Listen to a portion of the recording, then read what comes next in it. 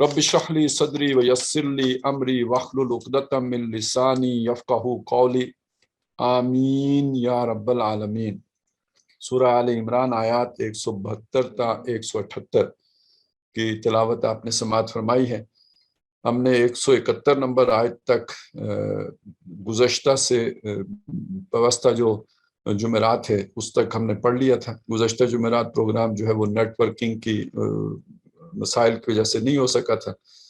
तो बहरहाल आज हम आगे पढ़ रहे हैं। और जहाँ पे बात आके ख़त्म हुई थी वो ये था कि ज़ाहिर है उसके पस मंज़र में जो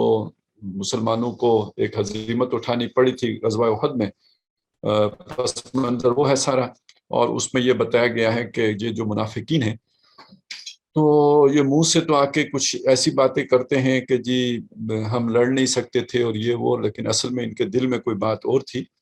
और ये इनका कहना ये था कि ये जंग जो है वो है नहीं। और दूसरी बात यह है कि ये अपने दिल में सोचते ये थे कि अगर इन्होंने हमारा मशवरा माना होता तो ये न मारे गए होते। तो इसका मुख्तलिफ अंदाज में जवाब दिया गया मुख्तलिफ मकामात पर। यहाँ पे ये बात कही गई कि अपनी ऊपर से ज़रा तुम मौत को टाल के दिखाओ, पहली बात तो ये कही। और दूसरी बात ये कही कि जो अल्लाह की राह में कत्ल कर दिए गए हैं उन्हें मुर्दा ना समझो बल्कि वो जिंदा हैं। और फिर ये कि वो बाद वालों के लिए भी खुशखबरियाँ हासिल कर रहे हैं, और ये कि उनके लिए जो है वो नेमतें भी हैं वहाँ जन्नत में और अल्लाह का फजल भी है। और बेशक अल्लाह ताला ऐसे अमल करने वालों के अमल को जो है अजर को ज़ाया नहीं फरमाता। और अब बताया कि वो कौन लोग हैं जिनके अजर को अल्लाह ताला ज़ाया नहीं फरमाता। यहाँ से ये मजमून शुरू हो रहा है। और इसमें अहम तर बात ये है कि ये वो मकाम है जो इस मगालते का बिल्कुल इजाला कर देगा जो कुछ लोगों ने शरारतन पैदा करने की कोशिश की है कि गोया रज़ाए इलाही कोई अलग काम होता है और इकामत दीन कोई अलग काम होता है,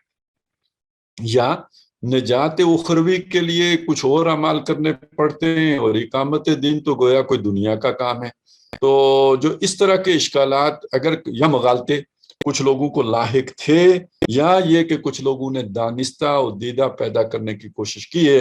तो ये जो 6 आयात हैं ये उन्हें पूरी तरह रफा कर देती हैं। अब जाहिर है ये जो भी ग़ज़वा उहद है ये ग़ज़वा है, जंग है, और जंग जो है वो इलाही कलमतिल्लाह के लिए होती है। गोया ये इकामत दीन ही का काम है, एक इज्तिमाई एफर्ट है। उस इज्तिमाई काम के अंदर कुछ लोगों ने सुस्ती दिखाई है और उनको जो है वो डांट डपट हो रही है, और कुछ लोग जान से गुजर गए। वो जो जान से गुजर गए हैं यानी जिन्होंने अल्लाह के दीन की इकामत के लिए जान दे दी है, एक इज्तिमाई काम की खातिर और इकामत दीन की खातिर जान दी है, तो ये कोई उन्होंने भी रज़ाए इलाही में जान दी है और उन्होंने भी दर हकीकत उखरवी निजात के लिए जान दी है। और अल्लाह ताला यहाँ पे इंश्योर कर रहे हैं कि असल रज़ाए इलाही के ख़्वाहां यही लोग थे। तो बताया कि ये वो लोग हैं कि जिनको न सिर्फ वो तो दाखिल हो गए, अपने मकाम पे पहुंच ही गए, लेकिन ये कि वो अपने बाद वालों के लिए भी खुशखबरियां हासिल कर रहे हैं। और बताया कि वो लोग के जो अल्लाह की रज़ा के लिए लगे होते हैं, तो जहाँ इनफरादी तौर पर उनका मामला वो होता है जो सूरत उद्दहर में हम है कि इन्नमा नुतइमुकुम लिवजहिल्लाहि ला नुरीदु मिनकुम जज़ाअन वला शुकुरा, कि हम तुम्हारी ये जो खिदमत कर रहे हैं, खाना खिला रहे हैं, ये अल्लाह ताला की खुशनुदी के लिए, अल्लाह को राज़ी करने के लिए, उसके चेहरे के हुसूल के लिए हम ये सब कर रहे हैं। तुमसे ना हम शुक्रिया के दो बोलों के तालिब हैं, ना तुमसे किसी बदले के मुतमन्नी हैं। तो हमें तो अल्लाह से बदला चाहिए। तो ज़ाहिर है इन लोगों की नमाज रोज़ा भी दिखावे के लिए नहीं है, अल्लाह की रज़ा के लिए है। तो अब इनकी इकामत दिन की जद्दोजहद भी दर हकीकत अल्लाह ही के लिए है, और उसका सबूत यह है कि उन्होंने जान दे दी। अगर दुनिया की खातिर होती तो जान क्यों देते।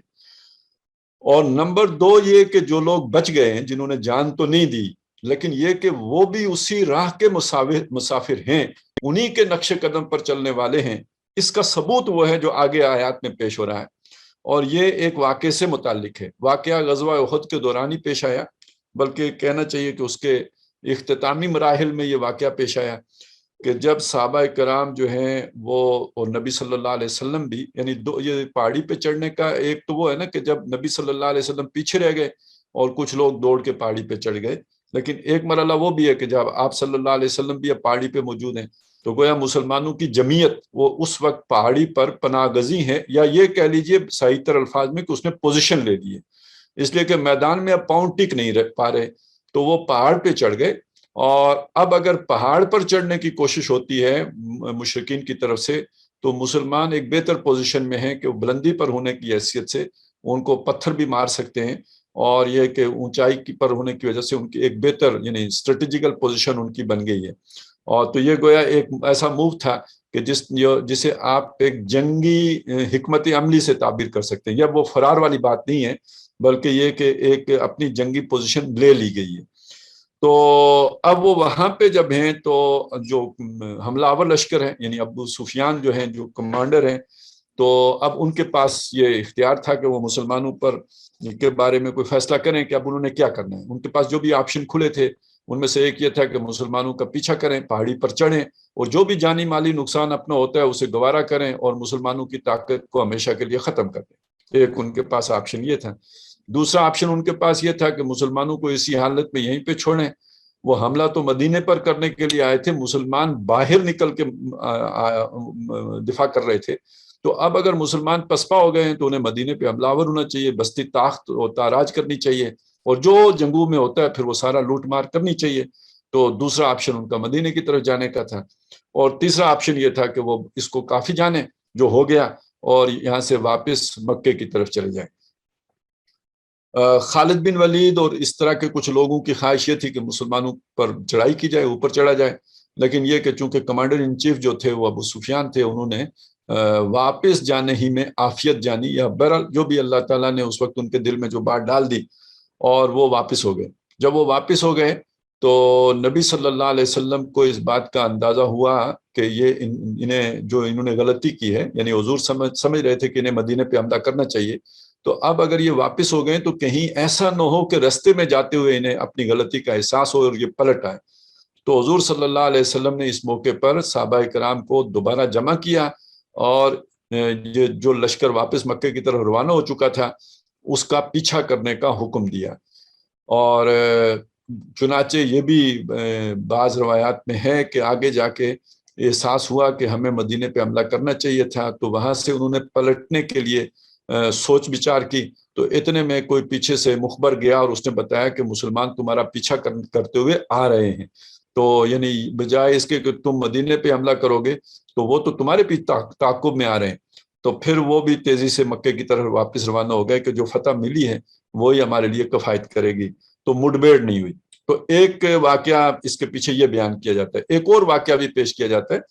وہ یہ ہے کہ جب ابو سفیان نے واپسی کا ارادہ کیا تو انہوں نے جانے سے پہلے مسلمانوں کو چیلنج دے دیا کہ اگلے سال ہم پھر آئیں گے اور بدر کے مقام پر پھر ہماری جو ہے وہ مڈبیڑ ہوگی، مقابلہ کریں گے، اگلے سال ہم پھر تمہارے اوپر حملہ کرنے کے لیے آئیں گے، اس وقت تو یہ پہلی قسط وصول کرو اور دوسری قسط دینے کے لیے ہم 1 سال کے بعد آئیں گے۔ تو جب وہ سال پورا ہو گیا تو وہ تو نہیں آئے، ان کو وہاں پہ خبریں مل گئیں کہ مسلمان تو بڑی یعنی بھرپور تیاری میں ہیں اور وہ تمہارا مقابلہ کرنے کے لیے باہر نکل آئے ہیں، تو وہ نہیں آئے۔ لیکن یہ کہ مسلمان چونکہ نکلے اور نبی صلی اللہ علیہ وسلم انہیں لے کے بدر تک گئے، اور بدر میں جب وہ وہاں پہ پہنچے تو کوئی قافلہ آیا ہوا تھا تجارتی، اس سے مطلب بڑا سستا ان کو جو ہے نا وارے کا جسے کہتے ہیں سامان تجارت مل گیا، اور وہ وہاں سے یعنی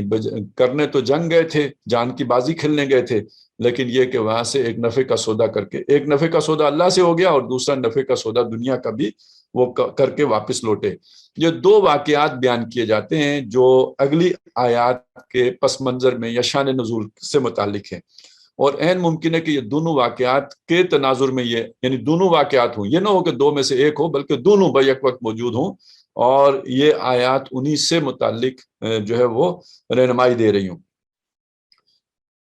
تو وہ یعنی پچھلی آیت میں یہ آیا تھا کہ یستبشرون بنعمت من اللہ وفضل وان اللہ لا یضیع اجر المؤمنین، وہ جو جنت میں پہنچ گئے ہیں وہ خوشخبریاں حاصل کر رہے ہیں، وہ حاصل کر رہے ہیں اللہ سے اس کی نعمتیں بھی اور فضل بھی، اور بے شک اللہ تعالیٰ ایمان والوں کے اجر کو ضائع کرنے والا نہیں۔ اب آگے چونکہ اس سے پہلے یہ بھی تھا کہ جو ان کے پیچھے رہ گئے ہیں ان کے بارے میں بھی وہ خوشخبریاں حاصل کر رہے ہیں کہ وہ بھی جنت میں آ کر ان سے مل جائیں گے۔ تو یہ کون لوگ ہیں جو یہ نعمتیں جنہیں ملیں گی؟ تو فرمایا الذین استجابوا للہ والرسول من بعد ما اصابہم القرح، وہ مردان کار، وہ جواں ہمت کہ جنہوں نے اللہ اور رسول کے پکار پر لبیک کہی، استجابت یعنی اسے مثبت جو ہے اس کو رسپونڈ کیا، انہوں نے لبیک کہی اللہ اور اس کے رسول کی پکار پر، من بعد ما اصابہم القرح، بعد اس کے کہ انہیں چرکا لگ چکا تھا، بعض اس کے کہ وہ زخم خوردہ تھے، بعد اس کے کہ وہ ظاہر تھکاوٹ بھی پورے دن کی اور زخم بھی ہیں، اور جنگ بھی جیتی ہوئی بازی پلٹ گئی ہے، تو گویا نفسیاتی طور پر بھی چرکا کھائے ہوئے ہیں، جسمانی طور پر بھی تھکے ماندے اور زخمی ہیں، اس کے باوجود جب اللہ اور اس کے رسول نے پکار لگائی تو وہ نکل پڑے۔ تو یہ والے جو الفاظ ہیں یہ زیادہ قریب تر اس کے ہیں کہ اسی موقع پر، یعنی جب پہاڑی سے اتر کر فوراً جو پیچھا کرنے کی پکار کی آواز لگی تھی تو وہ اس کی طرف جو ہے اشارہ ہو رہا ہے کہ وہ زخم کھانے کے فوراً بعد وہ سنبھلے اور نبی صلی اللہ علیہ وسلم کی پکار پر لبیک کہی اور حملہ کرنے کے لیے حضور کے ساتھ جو ہے وہ کافروں کے تعاقب میں چل پڑے۔ للذین احسنوا منہم واتقوا اجر عظیم، ان میں سے جو یہ، اب دیکھیے یہاں احسنوا منہم، یہ احسان کا ذکر آ گیا ہے، محسنین واللہ یحب المحسنین، تو وہ احسان کو ہم لے کے پتہ نہیں کدھر چلے جاتے، یہ ذہن میں رکھیے، قرآن مجید کی ہر اصطلاح ہم نے بگاڑی ہے، اس لیے کہ اس پر اپ ٹو دا مارک تو ہم پورے اترنے کے لیے کبھی تیار نہیں ہوئے، وہ قربانی دینے کے لیے تیار نہیں ہوئے، اور اس جیسے جو اس کا اصل مفہوم اور جو اس کی اسپرٹ تھی اس سے اپنے آپ کو بہت کمتر رکھا، لہٰذا بجائے اس کے کہ اپنے آپ کو وہاں لے کے جاتے، اپنے کردار اس طرح کا اپناتے، ہم مسلمانوں نے یہ کیا کہ ان اصطلاحات کی جو ہے حلیہ بگاڑ دیا، ان کے مفہوم تبدیل کر دیے، ان کی تعبیریں بدل دی، ان کے معنی محدود کر دیے، مسخ کر کے رکھ دیے۔ یہی ہم نے اسلام کے ساتھ کیا، یہی ہم نے اطاعت کے ساتھ کیا، یہی ہم نے عبادت کے ساتھ کیا، یہی جو ہے وہ رب کے مفہوم کے ساتھ ہوا، یہی الہ کے مفہوم کے ساتھ ہوا، یہی اقامت دین کے مفہوم کے ساتھ ہوا، اور یہی معاملہ جو ہے احسان کے ساتھ بھی ہوا۔ احسان ہم نے سمجھ لیا کہ بس کوئی تصورات کا نام ہے، جب آپ کو تصور میں ایسے لگے کہ آپ اللہ کو دیکھ رہے ہیں تو یہ احسان ہے۔ بھائی یہ ایک پوری زندگی کا، یہ احسان کا تو تعلق ہی عمل سے ہے، آپ کے عمل کے اندر حسن آ جائے، ٹھیک ہے آپ کی سوچ کے اندر بھی حسن ہونا چاہیے، آپ کے اخلاق میں بھی حسن ہونا چاہیے، لیکن یہ کہ اصل مسئلہ تو یہ ہے کہ آپ کا پورا کردار جو ہے وہ حسن کا پیمانہ بن جائے۔ اور جیسے کہ پیچھے جو ہم نے آیات پڑھی ہیں کہ جس میں احسان کا ذکر آیا ہے، تو وہاں پہ بھی کہ وہ لوگ محسنین ہیں کہ جو اللہ کی راہ میں خرچ کرتے ہیں اور جو انہیں اللہ کی راہ میں تکلیفیں آتی ہیں ان سب کو گوارا کرتے ہیں، یہی صابرین بھی ہیں اور یہی متقین بھی ہیں اور یہی جو ہے وہ محسنین بھی ہیں۔ تو اسی طرح یہاں پہ دیکھیے کہ جو لوگ اللہ اور رسول کی پکار پر لبیک کہتے ہیں تو وہ ہیں در حقیقت کہ جو اس احسان والا رویہ اختیار کرتے ہیں۔ تو ان میں سے جن لوگوں کا یہ احسان والا رویہ ہے، یہ حسن عمل ہے اور یہ حسن کردار ہے جن کا، ان کے لیے اجر عظیم ہے، بہت بڑا اجر ہے ان کے لیے جو اللہ نے رکھا ہے۔ الذین قال لهم الناس ان الناس قد جمعوا لكم فاخشوهم فزادهم ایمانا، وہ لوگ کہ جن سے جب یہ کہا گیا کہ لوگ تمہارے لیے جمع ہو رہے ہیں، یعنی تم پر حملہ کرنے کے لیے جمع ہو رہے ہیں، یعنی یہ جو دوسرے واقعے سے متعلق روایات ہیں تو اس میں یہ بات آتی ہے کہ ابو سفیان نے چیلنج تو کیا تھا کہ میں اگلے سال آؤں گا، حملہ آور ہوں گا، اگلے سال وہ آئے نہیں، جب وہ نہیں آئے تو نبی صلی اللہ علیہ وسلم تو گئے، لیکن نہ آنے کے باوجود انہوں نے ایک کام یہ کیا کہ آنا تو تھا نہیں، تو انہوں نے کچھ اپنے ہرکارے دوڑا دیے، وہ جیسے ہوتے ہیں نا وہ جو جیسے آج ہمارے دور میں BBC لندن کا نمائندہ کوئی مارک ٹیلی آ جاتا ہے اور وہ کوئی خبر اس طرح کی دے دیتا ہے، کوئی اب تو خیر کتاب بھی اس طرح کی ایشو ہو جاتی ہے جس سے پتہ چلتا ہے کہ جی وہ ہم تو ان کا مقابلہ کر ہی نہیں سکتے، ان کی تیاریاں اتنی شدید ہیں اور اتنی جو ہے وہ زبردست ہیں اور ٹیکنالوجی وہاں پہ پہنچ گئی ہے، تو یہ ایک دھونس جمانے کے لیے بھی مبالغہ کر کے اپنی تیاریوں کا ذکر کیا جاتا ہے۔ تو اسی طرح ابو سفیان نے اس وقت اپنے کچھ بندے بھیج دیے کہ جا کے ان کو کم از کم یہ کہ ڈراؤ دھمکاؤ کہ جو ہے وہ مکے والے بڑی تیاری کر رہے ہیں بڑے کیل کانٹے سے لیس لشکر ہے جو تمہارے اوپر حملہ آور ہونے والا ہے. تو الذین قال لهم الناس،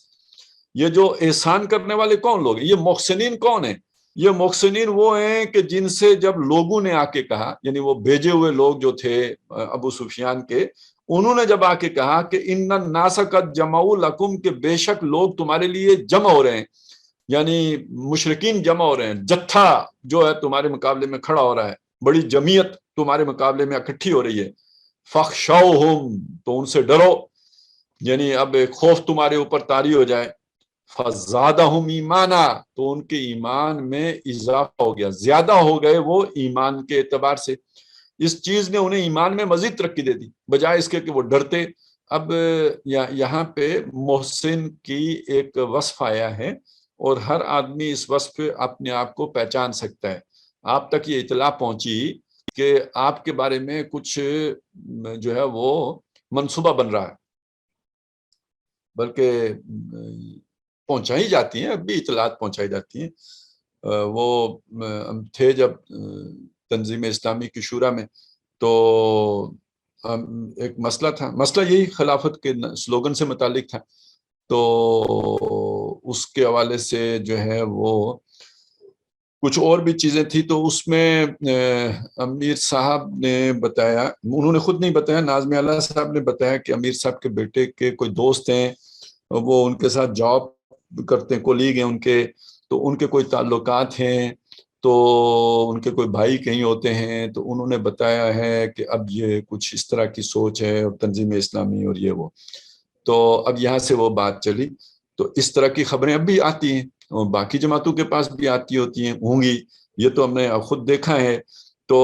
اب جب اس طرح کی خبر آپ کو ملتی ہے، تو ایک بات تو یہ ہو سکتی ہے کہ یہ خبر آپ کو ڈرانے کے لیے، دھمکانے کے لیے، آپ کو بیک فٹ پہ لے جانے کے لیے، آپ کی ہمت توڑنے کے لیے، اور آپ کو ایک ڈیفینسو اسٹریٹجی پہ لے کے جانے، بیک فٹ پہ لے جانے کے لیے یہ سارا جو ہے وہ ایک حکمت عملی کا حصہ ہو. لیکن یہ کہ اگر آپ محسن ہیں، آپ یعنی صرف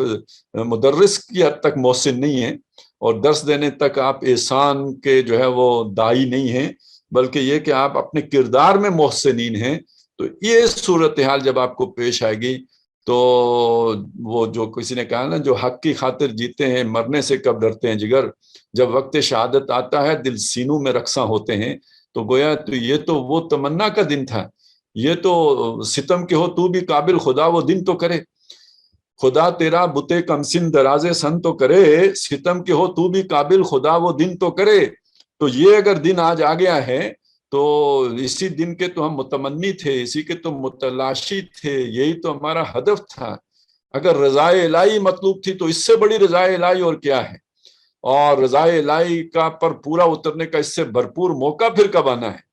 تو یہ تو گویا ہم نے صبر اس دن کے لیے کر کے رکھا ہوا تھا، اپنے جذبات کو تھام کے اس دن کے لیے رکھا ہوا تھا. ہماری تو کب جو ہے وہ نالے جو ہے مزمار سے نکلنے کے لیے تڑپ رہے تھے، لیکن ہم نے تھام کے رکھے ہوئے تھے. تو اب یہ دن آ گیا تو فہو المطلوب، یہی تو ہمیں چاہیے تھا، اسی کے لیے تو ہم سرگرداں تھے، اسی کے تو ہم متلاشی تھے، اسی کے لیے تو ہم تڑپ رہے تھے، اور اسی کے متمنی تھے، اور دل و جان سے متمنی تھے. تو اس میں تو پھر ایمان تو گویا یوں سمجھیے کہ اور ٹھاٹھے مارے گا. فزادہم ایمانا، تو وہ اس کیفیت نے، اس خبر نے ان کو ایمان میں مزید بڑھا دیا. وَقَالُوا حَسْبُنَا اللَّهُ وَنِعْمَ الْوَكِيلُ، انہوں نے کہا ٹھیک بھائی، آپ کے وسائل، آپ کا اسلحہ، آپ کی تعداد، آپ کی جمعیت، آپ کا جو ہے وہ روب داب، وہ اپنی جگہ پہ، ہمارے لیے اللہ کافی ہے. اب یہ ہے مخلص بندے کا، اسے پتہ ہے کہ اللہ نے میری مدد کرنی ہے، کیونکہ میں پوری طرح اللہ کے ساتھ ہوں. حسبنا اللہ، ہمارے لیے اللہ کافی ہے. ونعم الوکیل، اور وہ کارساز، کام بنانے کے لیے اس سے بہتر کوئی نہیں. سب سے بہترین جو ہے وہ کام بنانے والا کارساز وہی ہے، سب سے بہترین وہ ہے. تو اب یہ والی جو اگلے الفاظ ہیں، یہ بھی دونوں پر ان کا اطلاق ہو سکتا ہے، اور لیکن یہ کہ اس میں زیادہ محسوس یہی ہوتا ہے کہ جو 1 سال کے بعد بدر کے مقام پر جو لشکر گیا تھا، یعنی یہ الفاظ اس کی طرف ہیں کہ فن قلبوا بنعمت من اللہ. تو وہ تو گئے بدر، ادھر سے مشرکین کا لشکر آیا نہیں. ادھر آپ سوچئے کہ جو منافقین بیٹھے ہوئے ہوں گے مدینے میں، تو وہ تو باتیں بنا رہے ہوں گے کہ دیکھو پچھلے سال وہ آئے تھے، انہیں پہلے بھی کہا تھا کہ آپ میسور ہو کے جنگ کرو، انہوں نے ہماری نہیں مانی، باہر نکل کے جنگ کی تو اپنے جو ہے وہ 70 لوگ مروا دیے۔ اب یہ پاگل جا رہے ہیں اور بھی آگے بدر میں جا کے مقابلہ کرنے کے لیے، تو یہ واپس نہیں آئیں گے۔ تو یہ تو واپس آ گئے، اور واپس بھی آئے فَانْقَلَبُوا بِنِعْمَةٍ مِّنَ اللَّهِ وَفَضْلٍ، اللہ کی نعمت، یعنی ایک تو اللہ راضی ہو گیا ان سے، اور اللہ کا فضل و فضل، وہ فضل بھی کما کے لوٹے۔ ایک تو وہ اللہ کا جو روحانی فضل ہے، اور ایک یہ کہ مادی فضل بھی ہو گیا کہ وہ جو سامان تجارت ہاتھ آیا اور وہ بہت جسے کہتے ہیں وارے کا سودا ہوا۔ لم یمسسہم سوء، انہیں کوئی گزند نہیں پہنچی، انہیں کسی برائی نے نہیں چھوا، ان کو کوئی تکلیف، کوئی آنچ نہیں آئی، اور وہ بالکل جیسے گئے تھے، بلکہ یہ کہ فائدے اٹھا کے دنیا کے اعتبار سے بھی۔ اور ظاہر ہے منافق آدمی تو دنیا ہی کے حوالے سے سوچتا ہے، انہیں افسوس ہوگا کہ یار ہم جاتے تو ہم بھی یہ اس سودے میں شریک ہو گئے ہوتے، تو وہ تو فائدے اٹھا کے لوٹے۔ وَاتَّبَعُوا رضوان اللہ، اور انہوں نے اللہ کی خوشنودی، اللہ کی رضوان کی اتباع کی، اللہ کی رضا کی اتباع کی۔ اب یہ ہوتی ہے اللہ کی رضا۔ اللہ کی رضا یہ ہے کہ مومن آل آؤٹ جائے، اللہ کی رضا یہ ہے کہ مومن اپنی ہر شے اللہ پہ نچھاور کرنے کے لیے تیار ہو، اس میں اللہ کی رضا ہے۔ ایک بندہ کہتا ہے کہ ہم یہ کام اللہ کی رضا کے لیے کر رہے ہیں، تو اس کا مطلب کیا ہے کہ میرا جینا، میرا مرنا اب اللہ کے لیے ہو گیا ہے۔ ان صلاتی و نسکی و محیای و مماتی للہ رب العالمین۔ تو یہ جو باطل کی چاکری کر کے 60 سال کے بعد آ کے اللہ کی رضا کے لیے، ایک تو ایک بندہ وہ ہے جسے سمجھ ہی بعد میں آئی، چلیں اس کا معاملہ تو علیحدہ ہے۔ ایک بندہ آج اپنی نوجوانی میں سمجھا، اسے ساری بات کا پتہ لگ گیا، اب وہ چاکریاں فرمانے کے لیے کیوں تشریف لے کے جا رہا ہے۔ پھر یہ کہ اگر اس سے یہ اپیل بھی کی جائے، اسے نظم کہے بھی کہ آپ کی ضرورت جو ہے آپ کے دین کو زیادہ ہے، وہ پھر بھی چھوڑ کے آنے کے لیے تیار نہ ہو، پھر پورے 60 سال کرے۔ اچھا اس دوران جو ہے وہ جس ادارے میں کام کر رہا ہو، اس نے الٹے پلٹے کام کیے ہوں، اس نے دین کی بنیادیں مسمار کی ہوں، اس نے اہل ایمان کو جو ہے وہ خون میں نہلایا ہو، اس نے مسلمانوں کے مقابلے میں دشمنوں کی مدد کی ہو، اور یہ وہاں پہ کل پرزے کی طرح لگا رہے، اور مجبور ہوں یا جو بھی ہوں وہ چھوڑنے کے لیے تیار نہ ہو، اور ایک لفظ بولنے کے لیے بھی تیار نہ ہو اس سارے ظلم کے خلاف، اور پھر آ کے وہ 60 سال پوری انجوائمنٹ کرنے کے بعد اب کہے میں اللہ کی رضا ہے، تو یہ دھوکہ ہے، یہ کوئی اللہ کی رضا نہیں ہے۔ اللہ کی رضا یہ ہے کہ آدمی اپنا سب کچھ ہتھیلی پہ لے کے تو نکل آئے اللہ کی پکار کو اوپر لبیک کہتا ہوا، وہ ہے جو حقیقت میں اللہ کی رضا کے لیے لگا ہوا ہے۔ یہ نہیں کہ میٹھا میٹھا جو ہے وہ ہپ کر لے، اور جو جہاں پہ بھی ذرا مشکل پیش آئے، جہاں تکلیف یا دقت ہو، جہاں پہ محسوس ہو کہ یہ کام کرتے ہوئے کچھ ذرا آنچ آئے گی، تو وہاں پہ وہ یو ٹرن فرما لے اور یہ سمجھے کہ میں اللہ کی رضا کے لیے لگا ہوں۔ بھائی آپ اپنے نفس کی رضا کے لیے لگے ہوئے ہو، آپ کوئی اللہ کی رضا کے لیے نہیں لگے۔ تو یہ ایک اہم سبق ہے، اور یہ تھا وہ اصل جو چھانٹی کرنی مقصود تھی، وہ جو بار بار آ رہا ہے نا، وَلِيُمَحِّصَ اللَّهُ الَّذِينَ آمَنُوا وَيَمْحَقَ الْكَافِرِينَ وَلِيَعْلَمَ اللَّهُ الَّذِينَ آمَنُوا وَيَتَّخِذَ مِنْهُمْ شُهَدَاءَ، اور وہ کہ جو وَمَا أَصَابَكُمْ يَوْمَ الْتَقَى الْجَمْعَانِ فَبِإِذْنِ اللَّهِ وَلِيَعْلَمَ الْمُؤْمِنِينَ وَلِيَعْلَمَ الَّذِينَ نَافَقُوا۔ تو یہ ساری تکلیفیں، یہ سارے شدائد، یہ ساری مشکل صورتحال، یہ ساری پریشان کن جو اطلاعات آتی ہیں کہ جس سے لگتا ہے کہ بس ہم تو گئے، ہم تو اچک لیے گئے، تو یہ ساری آتی اس لیے ہیں کہ وہ چھانٹی ہو جائے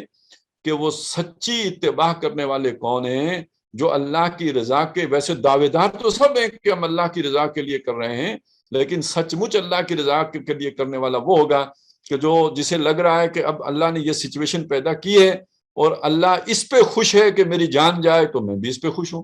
اللہ اس پہ خوش ہے کہ میرے جو ہے وہ گردن اڑے، میں اس پہ خوش ہوں،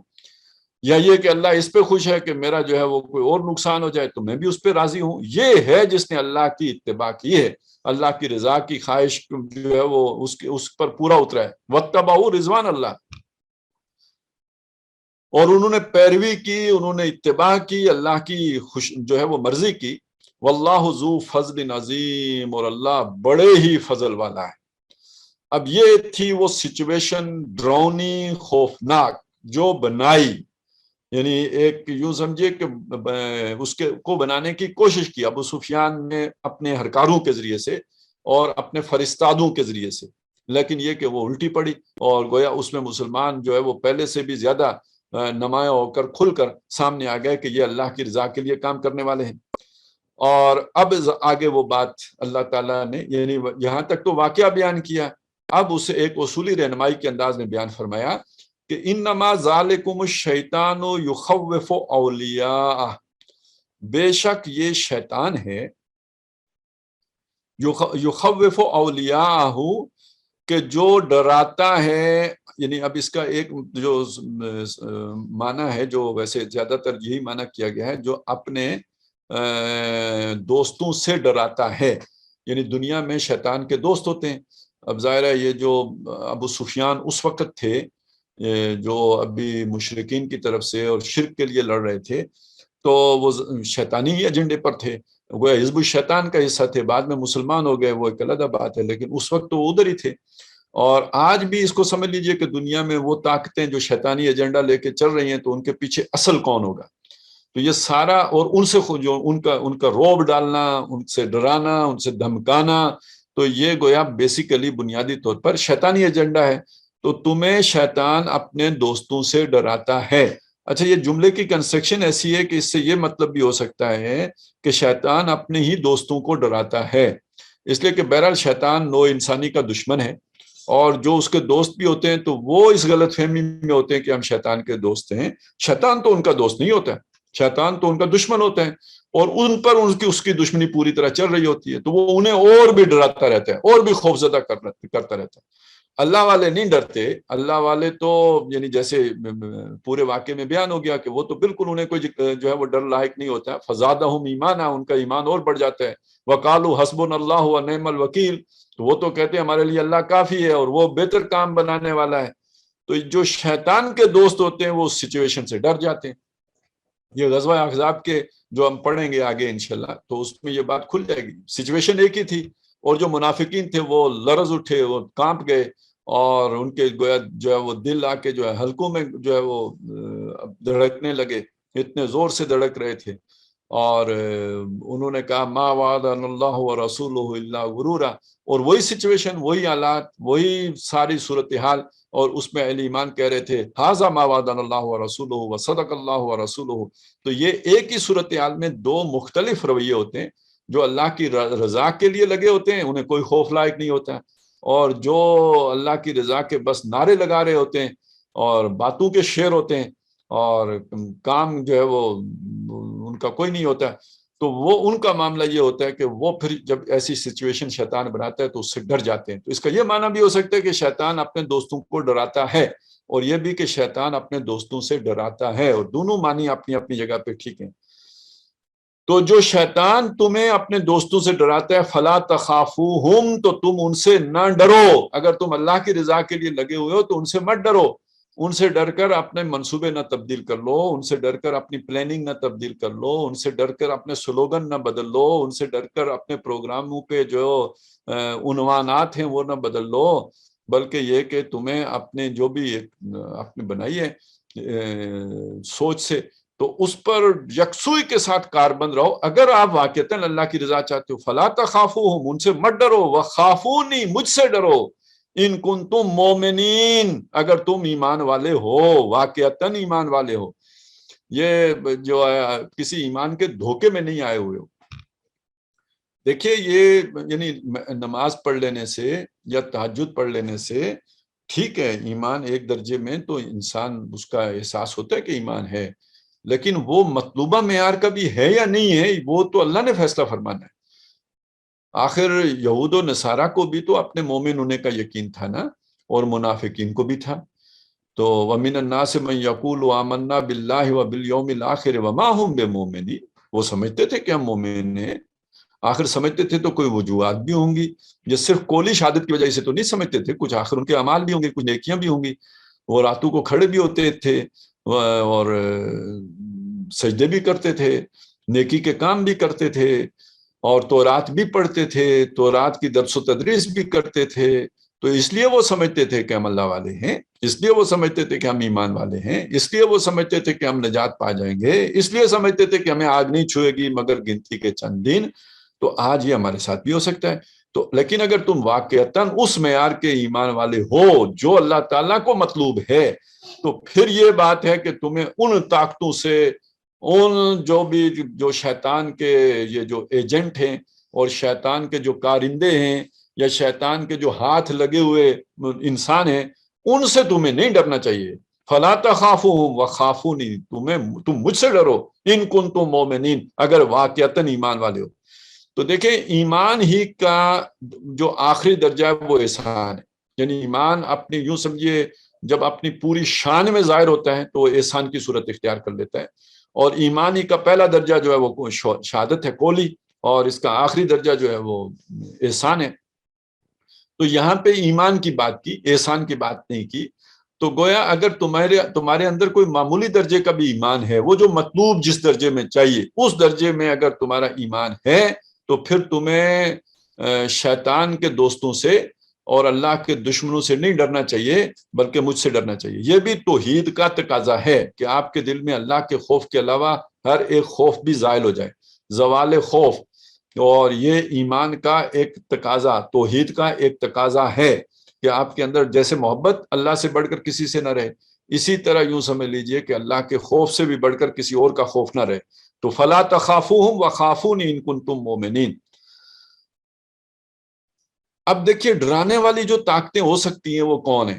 یعنی دو ہی قسم کے گروہ تھے وہاں پہ، ایک اور آج بھی ہیں، ایک وہ ہیں جو عریاں کافر ہیں، اور ایک وہ ہیں جو منافقین ہیں۔ دونوں کا آگے ذکر فرمایا، فلا یحزنک الذین یسارعون فی الکفر۔ یعنی اب دیکھیے یہ جو سچویشن جو اس طرح کی بنتی ہے، ظاہر ہے اللہ چھوٹ دیتا ہے کافروں کو، تو وہ اتنی بھاگ دوڑ کرتے ہیں، اتنا اسلحہ بناتے ہیں یا اکٹھا کرتے ہیں، اتنی اپنا جتھا بناتے ہیں، اس کے لیے ظاہر ہے دورے بھی کرنے پڑتے ہیں، آپس میں جو شٹل ڈپلومیسی بھی ہوتی ہے، یہ سارا کچھ ہوتا ہے، پھر جا کے ایک اتحاد تشکیل پاتا ہے، جیسے کہ غزوہ احزاب میں بن گیا تھا بعد میں۔ تو جب وہ ایسی بھاگ دوڑ ہو رہی ہوتی ہے، ایسا مال و اسباب ان کے پاس، وسائل ہوتے ہیں، ٹیکنالوجی ہوتی ہے، جیسے فرعون کا جو اقتدار ہوتا ہے، تو یہ سب دیکھ کے آدمی کو دھوکہ تو لگتا ہے نا، اور ایک افسوس بھی ہوتا ہے، وہ حزن بھی ہوتا ہے ان کی بھاگ دوڑ سے، کہ یہ ایک جسے کہتے ہیں نا کہ یہ اتنا وہ موت کے سر پھرے نقیبوں کا قافلہ تیز گام ہے کتنا،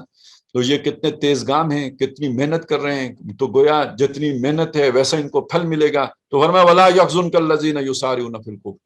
آپ کو غمگین نہ کرے کافر لوگوں کی بھاگ دوڑ، تیزیاں اور آنیاں جانیاں جو وہ کفر کی خاطر کر رہے ہیں، کفر کے ایجنڈے کو آگے بڑھانے کے لیے، شیطانی ایجنڈے کو آگے بڑھانے کے لیے جو وہ محنت کر رہے ہیں، جو بھاگ دوڑ کر رہے ہیں، جو تیزیاں دکھا رہے ہیں، اس سے آپ مت غمگین ہو۔ یعنی ڈرنا تو بہت دور کی بات ہے، دل میں ملال بھی محسوس نہ کریں، دل میں رنج بھی محسوس نہ کریں، اس سے آپ کے دل کے اندر کوئی چبھن بھی نہ پیدا ہو۔ انہم لن یضروا اللہ شیئا، اب یہ ایمان کی بات ہو گئی، بے شک وہ ہرگز اللہ کا کوئی نقصان نہیں کر سکتے، کوئی ضرر نہیں پہنچا سکتے اللہ کو۔ اور یہ جو موقع ملا ہوا ہے، یہ کیوں ملا ہوا ہے؟ یرید اللہ اللہ یجعل لہم حظا فی الآخرہ، اللہ یہ چاہتا ہے کہ آخرت میں ان کا کوئی حصہ باقی نہ بچے، یعنی انہوں نے اتنے برے کام کر لیے ہوں، اتنا انہوں نے شیطنت میں اپنے ہاتھ رنگ لیے ہوں کہ، اور اتنے ان کے جو ہے نامہ اعمال میں برائیاں لکھی جا چکی ہوں اور ظلم لکھے جا چکے ہوں کہ آخرت میں ان کے لیے کوئی حصہ باقی نہ بچے۔ وَلَهُمْ عَذَابٌ عَظِيمٌ، اور ان کے لیے بڑا عذاب ہے ہی ہے، وہ تو انہیں ملنا ہی ملنا ہے، یا یہ کہ آخرت میں تو ہوگا ہی، دنیا میں بھی انہیں ایک بڑے عذاب سے دوچار ہونا پڑے گا، شکست کا، اور آخری جو ہے نا جیسے آخری مکہ کس کا، تو آخر میں تو انہوں نے ہی ذلیل ہونا ہے۔ تو یہ تو ہو گئے وہ کافر کہ جو کھلے عام آ کے مقابلہ کرتے ہیں اور اس کے لیے بھاگ دوڑ محنت وسائل لگا رہے ہیں، تو اس سے آپ پریشان نہ ہوں، یہ اللہ کا دین کا کوئی نقصان نہیں کر سکتے اور اللہ کے منصوبے میں کوئی خلل نہیں پیدا کر سکتے۔ اللہ تعالیٰ اپنا نور پورا کر کے چھوڑے گا، خواہ یہ بات کافروں کو کتنی ہی ناگوار کیوں نہ ہو۔ واللہ متم نورہ ولو کرہ الکافرون۔ اور آگے اب وہ دوسرے جو ہمت جو چھوڑ دیتے ہیں اور جو کبھی ساتھ ہوتے ہیں تو کبھی پیچھے ہٹ جاتے ہیں، کبھی ایمان کے قریب ہوتے ہیں تو کبھی کفر کے قریب چلے جاتے ہیں۔ ہم للکفر یومئذ اقربہم للایمان، تو یہ ان کا جو وہ پنڈولم جو ہے وہ جھولتا رہتا ہے، کسی ایک جگہ پہ کھڑا نہیں ہوتا۔ تو ان کے بارے میں فرمایا ان الذین اشتروا الکفر بالایمان، بے شک وہ لوگ جنہوں نے ایمان کی جگہ پہ کفر خریدا، یا کفر جو ہے وہ ایمان بیچ کے کفر لے لیا، تو وہ لوگ کون ہیں کہ جو ایمان لانے کے بعد کافر ہوئے۔ ان الذین کفروا، وہ بے شک جو کافر ہوئے اور پھر اسی میں بڑھتے چلے گئے، اور لیکن یہ کہ اس سے پہلے وہ ایمان لائے اور پھر وہ پیچھے ہٹے، اور یعنی جیسے منافقین ہیں، پہلے مانا اور ماننے کے بعد پیچھے ہٹے۔ اس کیوں پیچھے ہٹے؟ جب ان پر وہ خوفناک کیفیت آئی تو اب وہ پیچھے ہٹ گئے،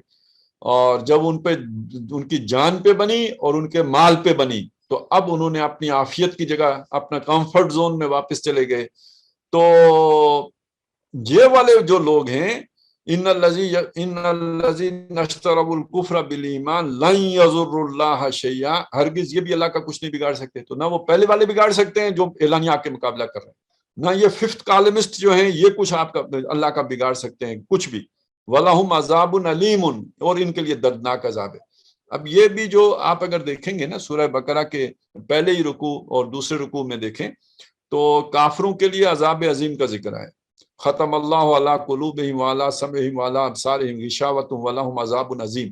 اس کے بعد منافقین کا ذکر ہے، ومن الناس من یقول آمنا باللہ وبالیوم الآخر وما هم بمؤمنین یخادعون اللہ والذین آمنوا وما یخدعون الا انفسهم وما یشعرون فی قلوبہم مرض فزادہم اللہ مرضا ولہم عذاب علیم، اور ان کے لیے عذاب علیم ہے۔ تو گویا یہی اوپر اور نیچے کا فرق اگر آپ دیکھیں تو وہ جو پہلی کیٹیگری ہے اس کے لیے آیا وَلَهُمْ عَذَابٌ عَظِيمٌ، یعنی یہ وہ کالے کافر ہیں جن پر اتمام حجت ہوا، اس کے باوجود وہ نہیں مانے۔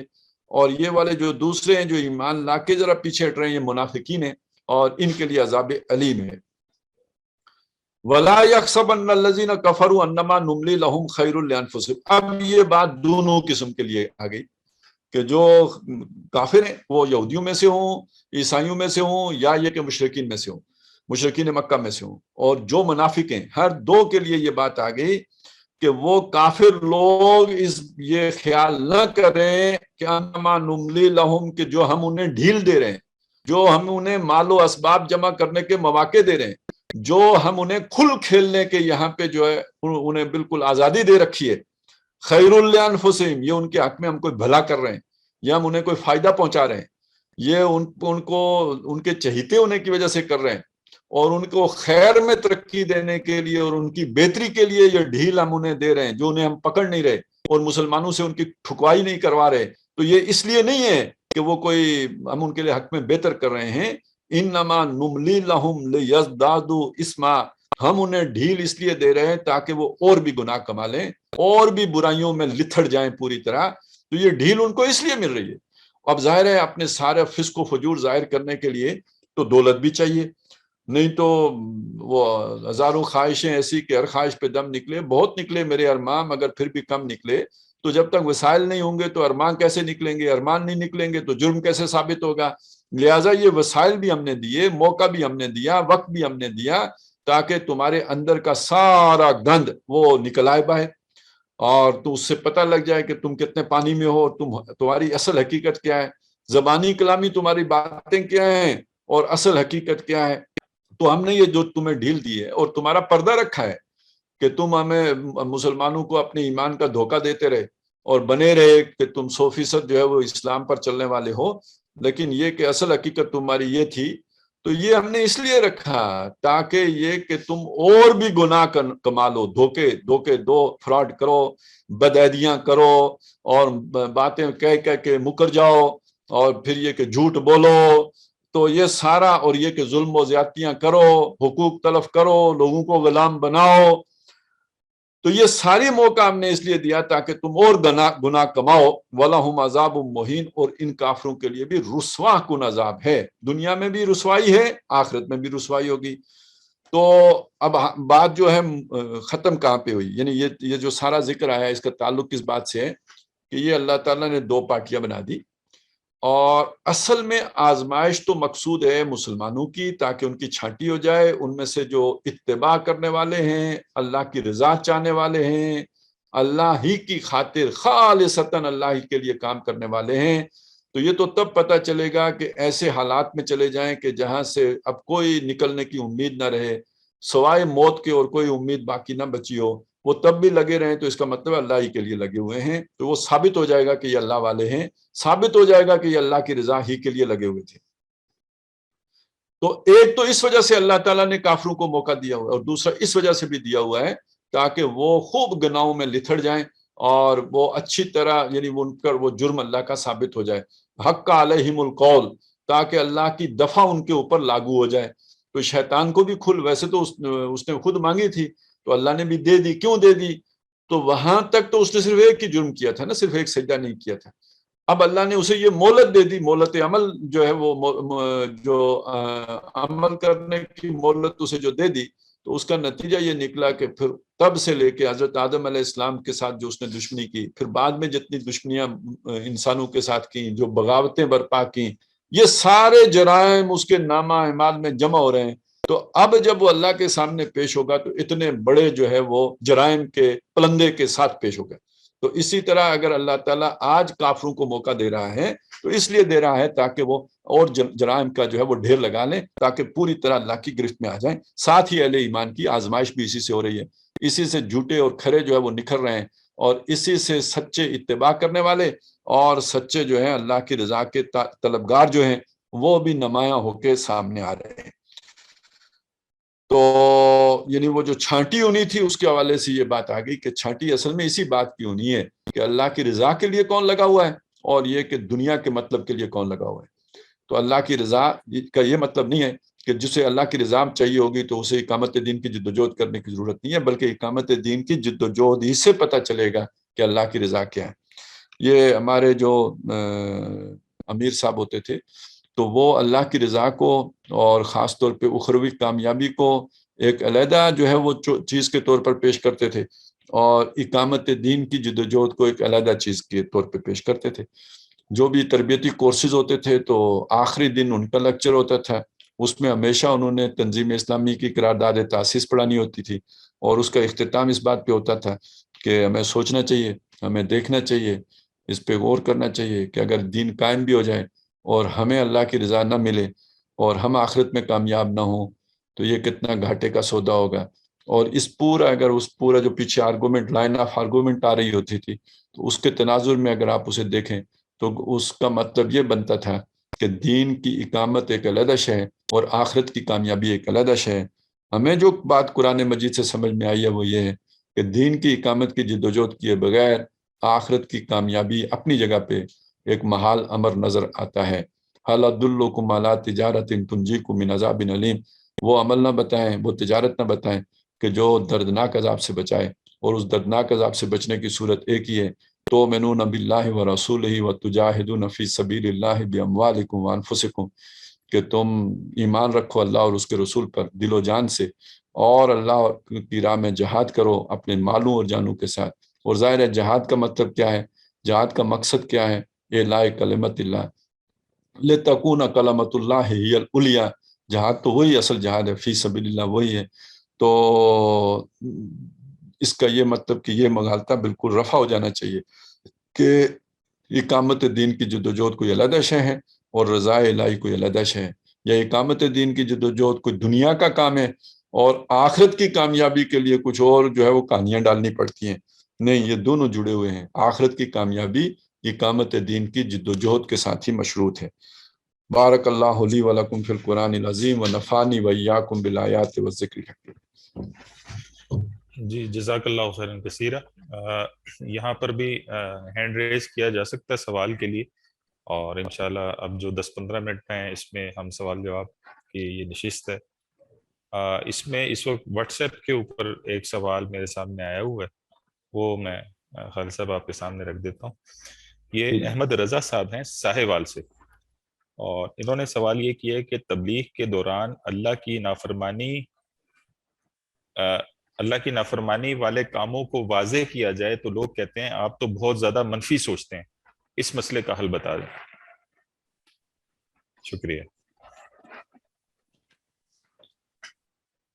دیکھیں لوگ آپ کی ہمت توڑنے کے لیے ہر طرح کی بات کرتے ہیں، منفی سوچ کی بات بھی کریں گے، لوگ آپ پر یہ بھی کہیں گے کہ آپ تو جو کچھ بتاتے ہیں وہ آج قابل عمل ہی نہیں ہے.